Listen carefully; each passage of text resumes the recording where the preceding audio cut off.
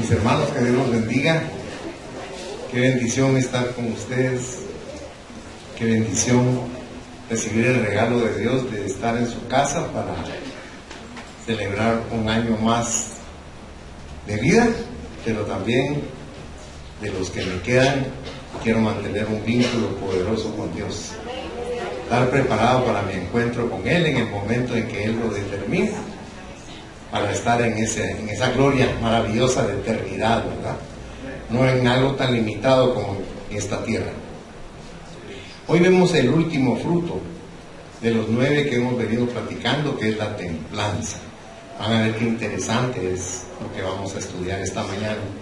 Y quisiera que leyéramos, si son tan amables, en Gálatas 5, los versículos 22 y 23. Y leemos la palabra de Dios que dice: en el nombre del Padre, del Hijo y del Espíritu Santo. Mas el fruto del Espíritu es amor, gozo, paz, paciencia, benignidad, bondad, fe, mansedumbre, templanza. Contra tales cosas no hay ley. Padre, esta mañana te damos gracias por tu palabra, porque es el poder que nos sostiene, porque es el poder que nos llena de fe, porque es el poder que llena el vacío existencial de nuestra vida. Gracias, Señor, porque tenemos tu palabra, pero gracias porque aquí está el Espíritu Santo, que es el Consolador divino. Y esta mañana, de manera especial, Espíritu Santo, te pido que llenes el corazón de nuestra hermana Celeste, que ha tenido un vacío tan profundo al viajar su hijo para estar contigo. Sabemos que Él está contigo y que Él está en la dicha y en el mejor lugar que podemos estar, Señor. Pero ella está aquí en la tierra y la separación es un dolor devastador y profundo que solo tu mano divina y la sangre preciosa del Cordero pueden caer como un bálsamo en esa herida tan grande y darle el sustento, la fe, el ánimo y el gozo de saber que Él no puede venir aquí, pero que ella va a ir donde Él está, como nosotros. Gracias, Padre, porque le das a las madres ese poder para soportar tantos dolores, tantas vicisitudes, tantas crisis, y ellas tienen esa fuerza tuya. Bendito seas, Señor, por las esposas, por las madres. Bendito seas porque ellas son los instrumentos tuyos para que nosotros podamos soportar las cosas terribles que vienen en esta vida a nuestro corazón. Bendito seas por estar aquí, porque ella escogió el mejor lugar para estar, tu casa. Y te pido, Espíritu Santo, que tú llenes todo su ser con la fuerza y poder de tu palabra en el nombre de Jesús. Y también te pido por la vida de Diego, Señor, porque es un niño que ha estado enfermo, pero nosotros como iglesia, como su iglesia, ahí donde él está en su lecho, le enviamos tu poderosa palabra para que tú lo levantes, para que lo vigorices, lo fortalezcas y que como un niño sea inmensamente feliz, que corra y se divierta, que es lo que anhelamos en nuestro corazón, en el nombre de Jesús. Amén, Señor. Amén. Pueden sentarse, mis amados hermanos. La palabra griega de la cual se traduce templanza es escateia, y literalmente esa palabra quiere decir dominio propio y también dominio de sí. De los dos puntos que vamos a hablar esta mañana, el primero es que el que es templado es amo de los deseos personales mediante la ayuda del Espíritu Santo. Fíjense que es bien importante reconocer que nosotros no tenemos la capacidad ni la fuerza de doblegar los deseos, los instintos, los impulsos de nuestro propio ser. Pero fíjense que Dios nos envió al Espíritu Santo, que es la fuerza que nos permite a nosotros tener dominio propio. Y eso no piensan que yo lo estoy dilucidando de lo que he leído. Dice la palabra de Dios que Él no nos ha dado un espíritu de cobardía, sino de poder, de amor y de dominio propio. Ese espíritu que nos ha dado es el nuevo nacimiento. Es el renacer de nuestro ser espiritualmente, y que con la ayuda del Espíritu Santo podemos andar en esta tierra conforme a lo que Dios anhela para nosotros. Porque va a llegar un día en que ustedes me van a comprender lo que les digo. Cuando llegue el momento en que ustedes partan, se van a dar cuenta lo breve que fue su vida. Uno piensa que la vida es larga, pero fíjense que no. Nuestra vida aquí en la tierra usa varias analogías. La Biblia dice que es como la hierba que hoy está y mañana está marchita, como la flor que hoy está rozagante y mañana está mustia, o como la neblina que llena todo y no se puede ver nada y al ratito se disipa con suma facilidad. A eso compara la vida nuestra, la Biblia. Entonces lo que debemos hacer en este tiempo que tenemos de estar en esta vida es vivir lo mejor que podamos. Pero ¿saben qué? Tratando de vivir conforme a la voluntad de Dios, porque es la preparación para la vida eterna. Fíjense que los que están en la vida eterna están llenos de gozo, llenos de bendición, llenos de la presencia de Dios. Ahí no hay vacío ni deseo, todo está cumplido. Somos cabales y perfectos cuando estamos con Él en un lugar superlativo. Pablo dice que ni siquiera nos lo podemos imaginar. O sea, nuestra mente humana no tiene la capacidad de poder imaginarse cómo es el lugar donde está Dios y donde están los que han partido con Él anticipadamente. Es algo maravilloso. Nuestra mente es un campo de batalla, aunque no lo querramos ver así, donde los pensamientos buenos y los pensamientos malos están todo el tiempo en batalla por el control de nuestra personalidad. Sigmund Freud, en su teoría de la dinámica de la personalidad, habla de las funciones del id, del ego y del superego. Yo me quisiera permitir leerles a ustedes esto, en lo cual nosotros somos profanos. Mi hermana es psicóloga, ella sí sabe de eso. Nosotros somos profanos, pero lo lindo de la palabra es que nos enseña, porque el propósito es que nos conozcamos a nosotros mismos. Fíjense que nosotros no nos conocemos a nosotros mismos. Nosotros conocemos lo que vemos en el espejo, lo que nosotros creemos que somos, pero las personas nos ven de una manera diferente. Por eso, miren qué interesante. Id, ego y superego. Se dice que en la personalidad siempre están presentes tres partes: id o ello, ego o yo, y superego o superyo. Es así que Freud, uno de los más grandes representantes de la psicología, especialmente del psicoanálisis, indica que cada una de estas partes cumplen una función primordial en la personalidad del individuo de forma diferente. Por ello es necesario saber qué son cada una de estas partes. El id o ello es de carácter impersonal. Está formado por disposiciones congénitas y todo aquello que es o ha sido reprimido por el individuo a lo largo de su vida. También están presentes dos grandes instintos, eros y thanatos: el instinto de vida o líbido, deseo, y el de muerte o destrucción. Es el instinto de vida lo que dirige la existencia del hombre y lo protege contra la destrucción. Constituye el subconsciente, lo que para Freud es lo primordial para determinar la personalidad del individuo. El ego o yo se entiende como un plano de adaptación por medio de los sentidos, las representaciones verbales, la razón y la moral, así como las expresiones de distensiones de la vida instintiva. Está formado por experiencias conscientes y lo preconsciente, por lo cual dicha experiencia consciente no entra al hombre sino una representación engañosa de sí mismo, de los demás, de la humanidad y del mundo. El psicoanálisis pretende encontrar la verdadera imagen del hombre, dando predominancia al subconsciente. Y el superego o superyo es la parte cumbre donde el aprendizaje social y los valores aprendidos operan.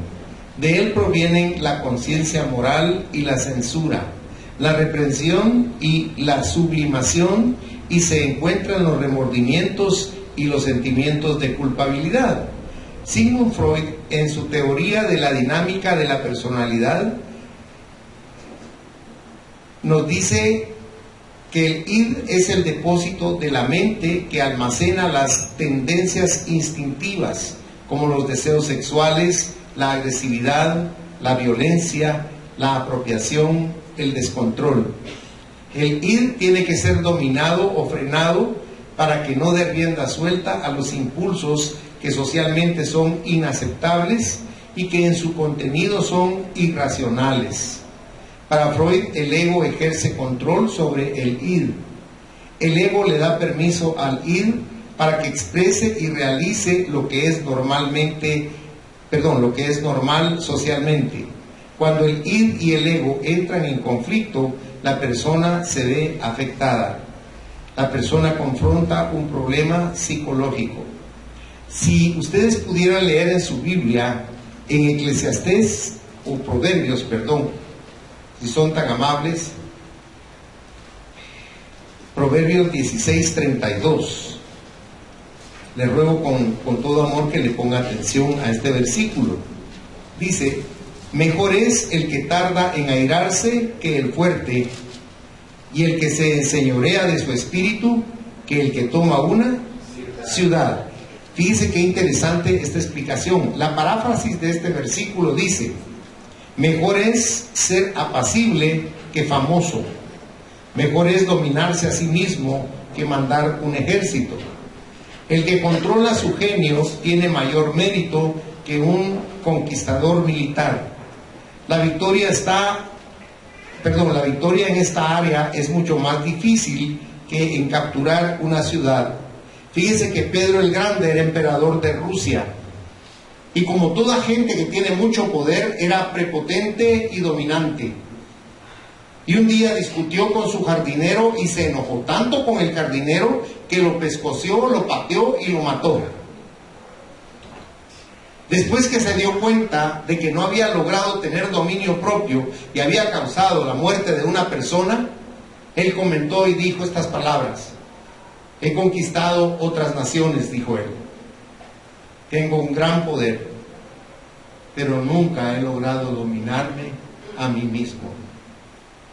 Y Dios, cuando nos habla de ese don maravilloso de la templanza, nos está hablando de una clave para poder sobrevivir en esta tierra. Para tener no buen carácter, si usted me quiere comprender, sino para poder tener dominio propio. Porque usted a cada instante puede sufrir una serie de alteraciones en su interior a través de las circunstancias o personas que lo rodean, pero el poder del Espíritu Santo está por encima de eso, para que usted se domine, para que no haga algo de lo cual usted posteriormente se va a arrepentir o se va a sentir muy lastimado. ¿Por qué hice eso? ¿Por qué actúo así? ¿Por qué hablé esas palabras? Y uno se arrepiente, y uno se siente incómodo y adolorido de ver ese tipo de cosas. Por eso es que Dios nos da este recurso maravilloso que es el don de la templanza, poder tener el dominio propio. La función del superego, como equivalente a la conciencia, es la de elevar el id y al ego a lo que es noble e ideal. El id representa la carne, en griego es psychikos, hombre natural. Si usted va en su Biblia a 1 Corintios capítulo 2 versículo 14, usted va a leer que ahí dice la palabra: pero el hombre natural no percibe las cosas que son del Espíritu de Dios. No te dice, no percibe, está incapacitado si usted no analiza mejor. Dice, no percibe las cosas que son del Espíritu de Dios, porque para él son, dice, locura, y no las puede entender, porque se han de discernir, dice, espiritualmente. Pero si es el hombre natural, no ha nacido de nuevo, por lo tanto su espíritu no está en función. Las cosas de Dios a muchos cristianos no les gustan, o los aburren, o les da sueño, pero tenemos que comprender que su espíritu es menos que un bebé. Por lo tanto, las cosas espirituales de Dios no encajan en su manera de pensar, en sus gustos, en su satisfacción. Pero aquí nosotros comprendemos que cuando realmente hemos dejado que fluya el poder del Espíritu en nuestro espíritu, nosotros comenzamos a comprender mejor lo que es nuestra vida y comenzamos a conocer a Dios. Y al conocer a Dios nos conocemos a nosotros mismos. En Estados Unidos alguien mexicano hizo un comentario acerca de una persona que se estaba autoconmiserando y él le dijo: te estás tirando para que te recojan. Y yo me puse a pensar qué grosero se escuchó, pero qué cierto era, ¿verdad? Porque a veces nos pasa eso a nosotros. Y fíjense que eso en cierta forma es negar el amor de Dios. Porque si ustedes se recuerdan, Dios dice que aunque mi padre y mi madre me dejara, con todo Él me recogerá. Dice: no te dejaré ni te desampararé. Como estuve con Moisés, estaré contigo. Te daré todo lugar que pise la planta de tus pies. O sea, Dios da una cantidad de promesas y Dios no puede mentir. Todos atravesamos crisis, pero todo pasa, hermanos. Cuando se murió mi mamá, yo sentí un vacío espantoso en mi interior. Y cuando se murió mi papá también. Y les voy a ser franco, siempre tuve miedo de que ellos se murieran, porque no quería experimentar ese vacío que queda. Nos da miedo, fíjense, porque ya no confiamos en Dios, sino dejamos que nos embargue el temor, el dolor, no soportamos la separación, pensamos que nunca más vamos a ver a aquella persona, que la perdimos para siempre, que se perdió la eternidad y nunca la vamos a ver más. Pero Dios no dice eso, hermanos. Por eso nos dice claramente Pablo con un consejo maravilloso: no lloréis como los que no tienen esperanza. Y él tiene razón. Nosotros tenemos que levantarnos y decir: Dios no me puede mentir. Amén. Y mi ser amado está más vivo que yo. Y yo voy a ir donde está mi ser amado. Amén.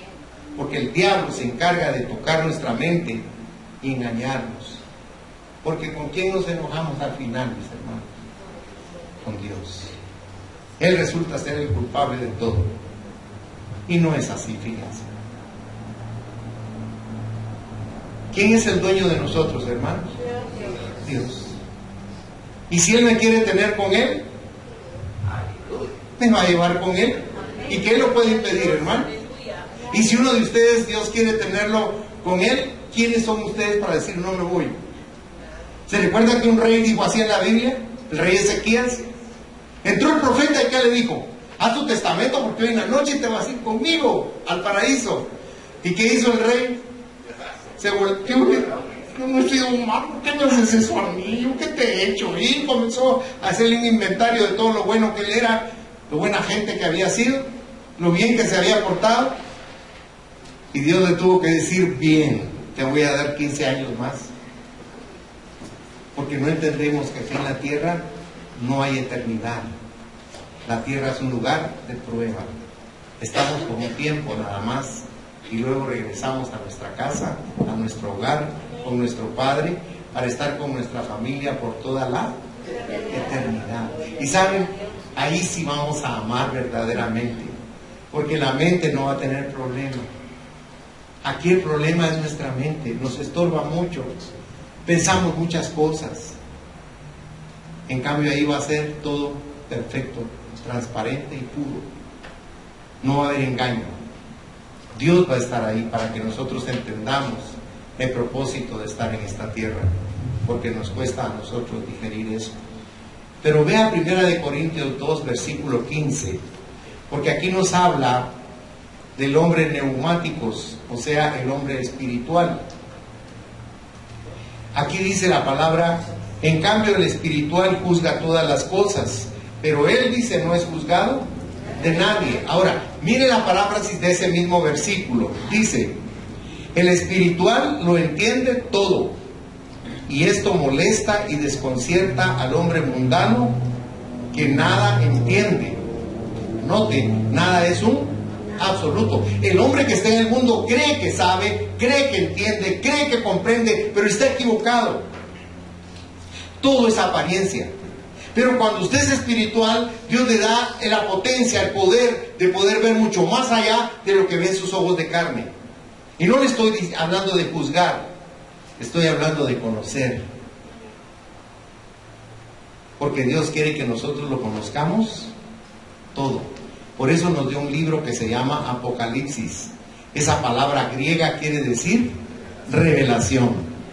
Si usted ve una Biblia en inglés, va a ver que ese libro no se llama Apocalipsis, sino se llama Revelations. Porque Dios nos quiere revelar lo que nosotros no alcanzamos a ver, porque nuestra vista natural lo impide. Cuando usted está sufriendo de una manera terrible, dígame, ¿puede usted entender lo espiritual? No. Nos doblega totalmente la voluntad el dolor. El dolor es algo tan terrible en nuestro corazón que no nos permite ver toda la abundancia de la bondad de Dios.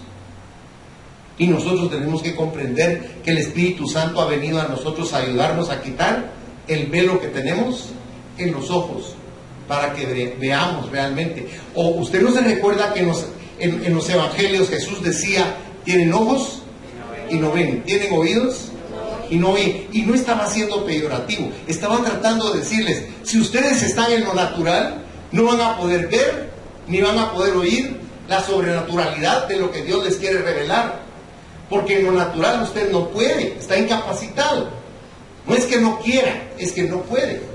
Pero cuando usted nace de nuevo, cuando el Espíritu de Dios comienza a fluir con el Espíritu Santo en su vida, usted comienza a entender muchas cosas que antes había pasado por ellas y las había visto, pero jamás las había logrado comprender, porque necesitaba el auxilio del Espíritu Santo, porque sin Él no podemos tampoco. No basta ser uno espiritual, necesitamos al Espíritu Santo, porque Él nos va a guiar a toda verdad. Si usted lee en San Juan, en el capítulo 16, nos explica San Juan ahí claramente que el Espíritu Santo iba a venir para convencer, dice, al mundo. ¿De qué lo iba a convencer? De pecado, de justicia y de juicio. Usted va a oír a muchas personas que dicen: yo no me arrepiento de lo que hago. Es una persona natural, no tiene conciencia ni sabe la consecuencia. Pero una persona que es espiritual tiene temor en su corazón. Y no nos dice la misma palabra de Dios que cuidemos nuestra salvación con temor y temblor. ¿Por qué nos dice eso? Porque Pablo dice: el que esté firme, mire que no caiga. Pablo nos aconseja a los pastores en 1 Corintios, con toda soberanía, que nos cuidemos mucho de no meternos tanto en el ministerio que nos olvidemos de nuestra buena conducta como personas que deben dar testimonio. O sea, el pastor tiene que ser alguien que debe cuidar mucho su forma de vivir, porque aunque él no se lo proponga, los demás tienen sus ojos en él, y lo que más ven desgraciadamente las personas en nosotros son las deficiencias, ¿verdad? Las faltas y no las virtudes. Por eso es tan importante que el Espíritu Santo esté en nosotros, para que nos llene de ese poder de vida, de conocimiento y de revelación. Yo estuve metido en filosofías orientales y en el ocultismo mucho tiempo. ¿Saben por qué? Porque quería ser sabio, porque quería tener poder, porque quería conocer lo que la demás gente no conoce. Porque en el ocultismo, cuando usted recibe una revelación y un entendimiento de las cosas oscuras, usted se las guarda para sí. Pero mire la diferencia que encontré en la palabra de Dios.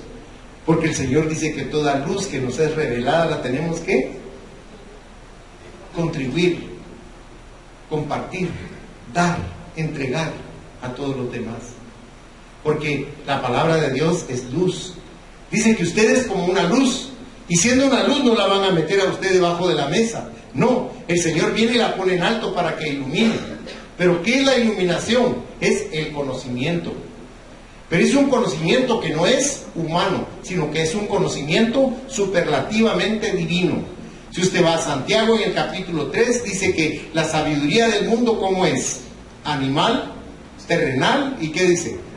Diabólica. Amén. Pero la sabiduría que Dios nos da, primeramente, ¿qué es? Pura. Es pura. No tiene mezclas. Es transparente. Es perfecta para usted y para mí. Porque nos enseña lo que es verdaderamente la vida. Nosotros vivimos en un mundo de ilusión, donde nos presentan una serie de cosas. Dios no hace eso. Dios va al interior de nosotros. El mundo vive de apariencias. nosotros vivimos por Cristo. Y Cristo en nosotros es la esperanza de gloria, la esperanza de vida, la revelación y el entendimiento de todas las cosas.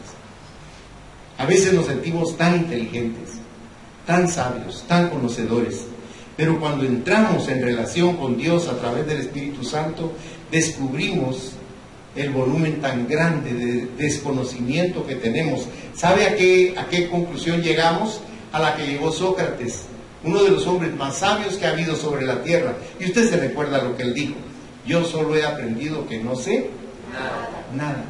Mientras más conocía, se daba cuenta de que era un océano de inmensidad, un universo de inmensidad, el conocimiento. ¿Y qué puede saber uno del conocimiento? Considere cuántos libros de sabiduría se han escrito en la tierra, por hombres pensantes, por hombres brillantes, por geniales personas. Ahora, de todos esos millones de libros, ¿cuántos ha leído usted? Y si se lo propusiera, ¿cuántos podría leer? No sé si me explico. Por más que usted se esfuerce en adquirir conocimiento natural, no va a poder abarcarlo. Apenas sería una gota en ese océano lo que usted lograría adquirir.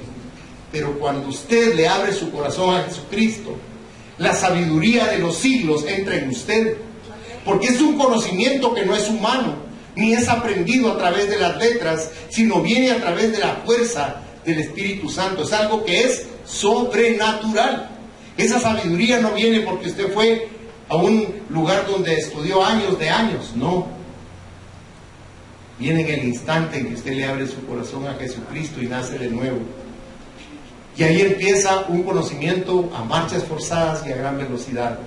Y usted adquiere madurez, conocimiento, sabiduría, y logra dejar que el Espíritu Santo pueda darle los frutos del Espíritu a su vida y pueda llegar a este último, que es la templanza, la que estamos viendo en esta mañana. Porque la templanza se define como moderación, como sobriedad, como continencia. El Espíritu Santo produce balance en nuestras vidas y nos da poder para vencer las tentaciones del id. Y nuestro segundo punto para concluir el mensaje es: la templanza describe una disciplina personal. Miren, le voy a hacer una pregunta. ¿Por qué los ejércitos funcionan tan perfectamente? Porque son disciplinados, exacto, la disciplina. Ahora, ¿a quién nos gusta la disciplina, hermano? ¿Usted no ha visto las películas de Cantinflas cuando está en el ejército y tocan diana y todos se levantan, se bañan y van a formarse? Y Cantinflas sigue acostado. Y llega el sargento y le dice: ¿no quiere que le traiga el desayuno a la cama? Pues si no es tanta molestia, le dio un sopapo, lo tiene que levantar. Porque era un hombre totalmente indisciplinado. Es la antítesis de lo que Dios quiere que seamos. Por eso nosotros tenemos que entender que Dios es un ser de orden y de disciplina. Aunque no nos guste, así es. Porque Dios no opera en el caos, Dios opera en el orden, en la luz. Y eso es lo que quiere que nosotros seamos en esta tierra. Segunda de Timoteo 1:7 dice: porque no nos ha dado Dios un espíritu de cobardía, sino de poder, de amor y de dominio.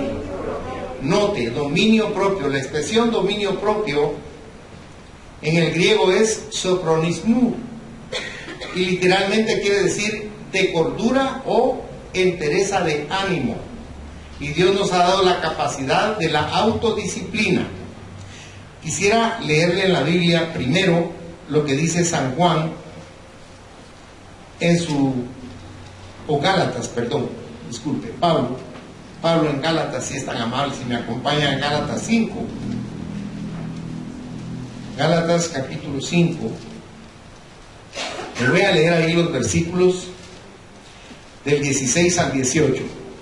Le ruego que lo analice, por favor. Dice: digo pues, andad en el Espíritu. Cuando aquí está hablando de Espíritu, si usted nota, tiene mayúscula, porque está hablando del Espíritu Santo, no de nuestro espíritu. Entonces dice: digo pues, andad en el Espíritu, y no satisfagáis los deseos de la carne, porque el deseo de la carne es contra el Espíritu, y el del Espíritu es contra la carne, y estos se oponen entre sí, para que no hagáis lo que quisierais. Pero si sois guiados por el Espíritu, ¿qué dice su Biblia? No estamos bajo la ley. ¿Ya se fijó? No estamos bajo la ley. ¿Y qué nos dice la palabra en estos dones que estamos nosotros leyendo? Vuelva conmigo, si es tan amable, a Gálatas 5, 22 y 23. Dice: mas el fruto del Espíritu es amor, gozo, paz, paciencia, benignidad, bondad, fe, mansedumbre, templanza. ¿Y qué dice al final? Contra tales cosas no hay ley. No hay ley. Cuando usted anda en el Espíritu, entonces no transgrede la ley. ¿Por qué? Porque no puede. El Espíritu lo está guiando de una manera perfecta, correcta, infalible, porque usted se está dejando guiar por el Espíritu Santo. Pero para que Él nos pueda guiar tenemos que ser espirituales, nos tenemos que someter a Dios. Fíjese que en Santiago 4:7 es un versículo pequeño, pero es el versículo más difícil que hay en la Biblia para mí, porque ahí dice: someteos pues a Dios, resistid al diablo y huirá de vosotros. El problema es el enunciado al principio, porque ¿qué dice? Someteos pues a Dios. Ahora, seamos honestos y justos, ¿quién de nosotros voluntariamente se somete a Dios, hermanos? Ninguno. Ninguno nos sometemos a Dios. Así el diablo no puede huir de nosotros. Déjeme que le lea una notita que le escribí. El creyente debería andar en el Espíritu, no en la carne. Es dejar que Él tenga su vida, el permanecer en comunión con Él. La función del Espíritu Santo es ocupar al creyente con el Señor Jesús, y al andar así andamos en el Espíritu. Entonces la carne o vida del yo es tratada como muerta. El Espíritu y la carne están en constante conflicto. Por eso debemos mantenernos dependiendo de Cristo continuamente. Dios nos dio su propio Santo Espíritu para que morase en nosotros, pues al ser guiados por el Espíritu no estamos bajo la ley. O sea, no puede haber para nosotros ni transgresión ni castigo.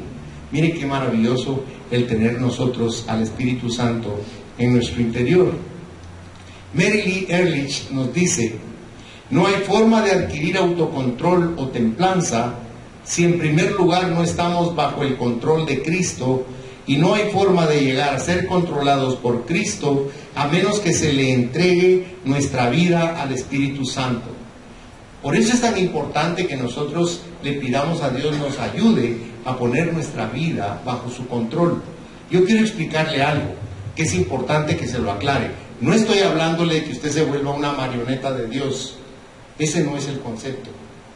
Usted tiene que ser usted, pero guiado por el poder de Dios, para que usted, como dice aquel dicho, quien con una luz se pierde, ¿verdad? Si usted está iluminado y Dios le está diciendo que eso no debe ser, usted no le debe hacer. Si yo soy grosero con la Magdita, si la atropello y la aplasto, ¿usted cree que el Espíritu Santo está en mí? No, ¿verdad? Estoy obrando en mi naturaleza, en mi naturalidad, en mi carne. Pero si yo soy amoroso, atento, servicial con ella, como cuando uno trata a cualquier otra persona. ¿Se ha fijado que cuando uno conoce a otra persona a la que no ha tratado, cómo es uno de gentil? Yo me recuerdo que tenía un compañero que era cantante, Juan de Dios Quesada, trabajábamos en un banco. Y cuando él contestaba el teléfono, yo, aló, muy buenos días. Sí, como no, estimada dama, claro que sí, bella señorita. Y era un gentleman. Mira qué florido era él para tratar por teléfono. Pero a veces contestaba ahí, aló, muy buenos días. Ah, ya te dije que no me cabeza que a la oficina. Espérate que vaya en la tarde, no fregues, hombre. ¡Pum! Colgaba el teléfono. Esa es la esposa, así. Y cabal era la pobre doña Mary, que era maltratada de esa manera por él. O sea, notábamos un cambio tan radical en cuanto él con las otras personas podía ser muy gentil, pero con su esposa tenía que ser un ogro. Eso no es templanza, hermanos. Cuando tenemos templanza, obramos parejo con todas las personas. ¿Saben por qué? Porque el Espíritu Santo nos está indicando cómo debemos actuar. Es una guía para nosotros, y es una guía de amor. No nos obliga, no nos dobla el brazo, sino que nos enseña con ternura, con ese amor que caracteriza al Espíritu Santo. lo considero lo más sublime que puede haber de Dios, el Espíritu Santo. Es algo precioso para nosotros. La disciplina personal se forma cultivando buenos hábitos en nuestra vida. Practiquemos aquellas cosas que habrán de modificar nuestra conducta. Pero también aquí hay un consejo importante. Alejémonos de todas aquellas personas que afectarán negativamente nuestra personalidad. Busquemos amistades positivas, optimistas, motivadoras, espirituales, progresistas, que se superan, que están decididas a triunfar de cualquier forma, que viven por encima de la mediocridad, que se distinguen de las personas porque ellos son altos. No quiero decir con esto que las personas bajas estén mal, es una analogía en relación con la altura espiritual, a eso se refiere, porque cuando escogió Dios a Samuel, consideró que Samuel iba a ser una persona muy sabia, pero el pueblo se fue en contra de Dios y exigió que quería ya no al rey del cielo, sino a un rey humano. ¿Y a quién escogieron? A Saúl, ¿se recuerda usted? Vaya a su Biblia, si es tan amable. Vamos a ver aquí por un momento, en el primer libro de Samuel, capítulo 9, versículo 2.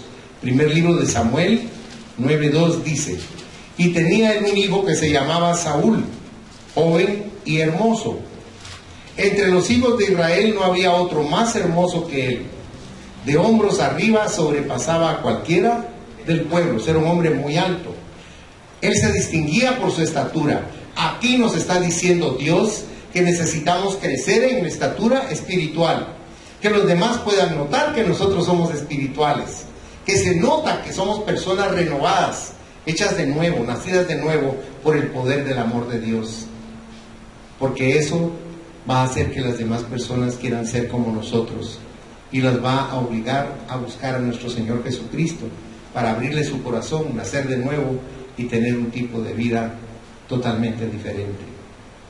Debemos esforzarnos por ser como Josué y como Caleb. Se recuerda que los mandaron a ellos a reconocer la tierra prometida, y de los 12, 10 dijeron no y 2 dijeron sí. Josué y Caleb. Véanlo conmigo, por favor. Vaya a su Biblia, Números capítulo 13, versículos del 27 al 33. Dice la palabra: y les contaron diciendo: nosotros llegamos a la tierra a la cual nos enviaste, la que ciertamente fluye leche y miel, y este es el fruto de ella. Mas el pueblo que habita aquella tierra es fuerte, y las ciudades muy grandes y fortificadas. Y también vimos ahí a los hijos de Anac. Amalec habita el Negev, y el Eteo, el Jebuseo y el Amorreo habitan en el monte, y el Cananeo habita junto al mar y a la ribera del Jordán. Entonces Caleb hizo callar al pueblo delante de Moisés y dijo: subamos luego y tomemos posesión de ella, porque más podremos nosotros que ellos. Mas los varones que subieron con él dijeron: no podremos subir contra aquel pueblo, porque es más fuerte que nosotros. Y hablaron mal entre los hijos de Israel de la tierra que habían reconocido, diciendo: la tierra por donde pasamos para reconocerla es tierra que traga a sus moradores, y todo el pueblo que vimos en medio de ella son hombres de grande estatura. También vimos ahí gigantes, hijos de Anac, raza de los gigantes, y éramos nosotros, note, a nuestro parecer como langostas, y así les parecíamos a ellos. Miren la negatividad. Esa negatividad hizo que vagaran por el desierto 40 años, y fue un entierro constante, porque se tenía que acabar esa generación, hasta que murió toda la gente de esa generación, a excepción de Josué y Caleb. Regresaron y tomaron la tierra prometida. Por eso Dios quiere que nosotros tengamos templanza, para que tomemos la tierra prometida de nuestra mente y podamos actuar y vivir de una manera sensata, llenos del poder, de la bendición, de la prosperidad y del amor de Dios. Cierren sus ojos, por favor. Lo que Dios nos dice a cada uno de nosotros es que seamos templados. Debemos aprender a tomar la sartén por el mango y no por la orilla. Dios le ha dado a usted la capacidad de resolver problemas con su ayuda. No le permita al problema que le acorrale en una esquina del cuadrilátero de la vida. Domínese a sí mismo. Actúe cuando tenga que actuar. Hable cuando tenga que hablar. Y verá el fruto de la templanza manifestado en su vida. Amado Dios, te damos gracias porque hemos podido ver el fruto del Espíritu a través del conocimiento de tu palabra. Lo hemos visto literalmente escrito. Ahora nuestra petición en esta mañana es que nos ayudes a ponerlo por obra. Ayúdanos, Señor, a vivirlo. Ayúdanos, Señor, a experimentar que tu vida, la que tú ofreces, no es una vida insulsa y aburrida, sino es una vida de aventuras, una vida maravillosa, en la cual descubrimos cosas formidables que nosotros tenemos.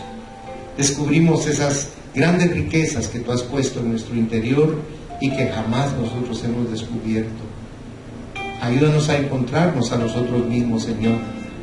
Ayúdanos a conocerte a ti y a conocernos a nosotros mismos. Ayúdanos a comprender que hemos visto la vida siempre desde un mismo punto de vista y que tú nos elevas por encima de esas circunstancias y nos permites ver un punto de vista nuevo, diferente, maravilloso, en el cual comprendemos que la vida eterna es algo que nosotros debemos anhelar si la empezamos a vivir desde aquí, desde la tierra. Yo te pido que bendigas a cada una de las personas que está aquí, porque cada uno de ellos en el fondo de su corazón anhela tener esos dones para sí. Por eso te pido, Señor, que nos concedas el vivir y tener esos dones en nuestra vida cotidiana, para que nosotros seamos una demostración de que lo que dice tu palabra es real, de que tenemos la capacidad de cambiar nuestras vidas y muchas vidas más.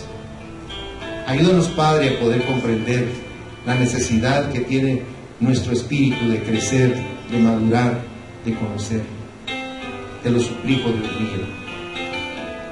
Y si alguien aquí nunca le ha abierto su corazón a Cristo, yo le invito para que desde su lugar le diga: Señor Jesús, yo deseo conocerte, deseo nacer de nuevo. Por eso yo te confieso como mi Salvador personal, como mi único Dios. Y te abro mi corazón para que entres en mí y me llenes de tu luz, y me llenes de tu bendición, y me colmes de tu amor, para que yo pueda entender que soy diferente a lo que he creído. Ayúdame, Señor, te lo ruego, en el nombre de Jesús. Sigan orando, mis hermanos. Si alguien hizo esta oración por primera vez en su vida, levante su mano. Yo quiero orar por usted para bendecirle, para que usted entre en esa dimensión gloriosa del Señor Dios Todopoderoso, para que su vida tome un nuevo sendero de bendición. Señor, yo te quiero agradecer porque cada persona aquí ya públicamente declaró que tú eres el Señor de su vida. Yo te pido en el nombre de Jesús que bendigas a cada uno de los presentes, concediéndoles la paz que solo puede venir de ti. No la paz relativa que nos ministra el mundo, sino la paz sobrenatural que viene a través del Espíritu Santo a nuestro corazón. Permite, Señor, que cada uno de ellos pueda disfrutar de esa fuerza maravillosa que nos constriñe, pero que nos llena también de gozo en el interior. Que la bendición del Padre, del Hijo y del Espíritu Santo se derrame sobre este pueblo tuyo en abundancia, en el santo y poderoso nombre de Jesús. Amén, Señor. Amén. Que el Señor les bendiga ricamente, mis hermanos.